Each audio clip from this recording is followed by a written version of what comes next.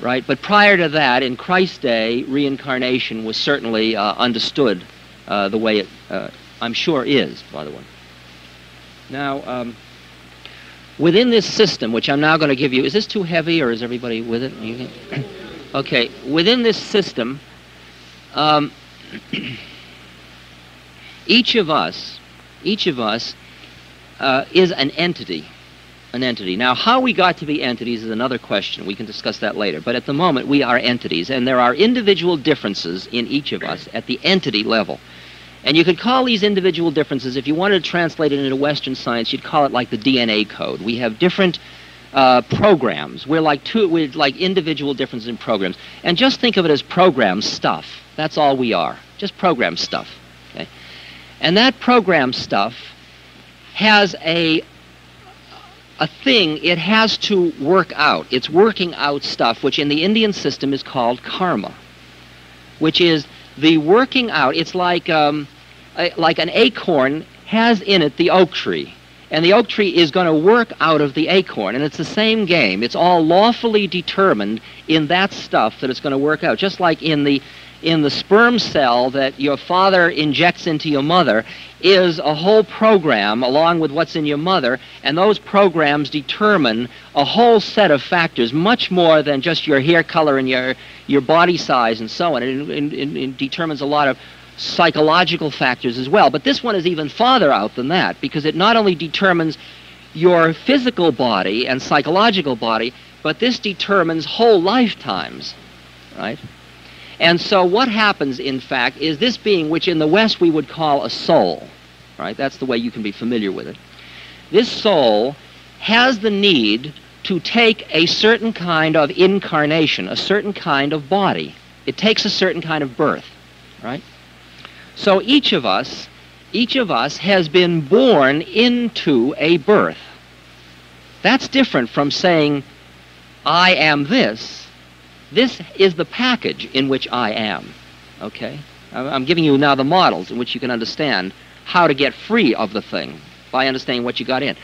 But in order for the package to work, you've got to get lost into the illusion that you are the package. Otherwise, it won't work, okay? So the way the incarnation works is you get born into the birth, and at the moment of birth, the veil drops, and you are there, you know, and you're looking for the breast, and you are back in it again, right? And as far as you're concerned, it's the first time you've ever been in it, and you don't know from nothing about anything that went on before because the drawer dropped, and you're going to run through the whole thing just as if this is my life, okay? Right? And you're just running off a program. This is my life. This is my life, okay? And you're totally identified with your package. You totally identify with your package, right? The veil is only complete up to the point where, see, here's the predicament is that if you understood the full significance of the thing you were doing at the moment, you wouldn't do it the way you need to do it in order to work through the stuff that was programmed into that thing. In other words, if you've got to go through, say, a certain amount of anger and suffering and strife and so on, if you had that other level of consciousness that came if the veil hadn't dropped, you never would have done the stuff that would have burned out that thing, right? In other words, it is necessary that the thing go through that veil. It's like if you're going to paint a car and you send it into a shop, you've got to drop the door, otherwise the paint will spray and the thing won't get a perfect coating of paint. So for the thing to work, it's got to be encased in veil. It's got to be encased. It's got to be boxed in. It's like it only works in a closed compartment. That's the only way the birth runs off.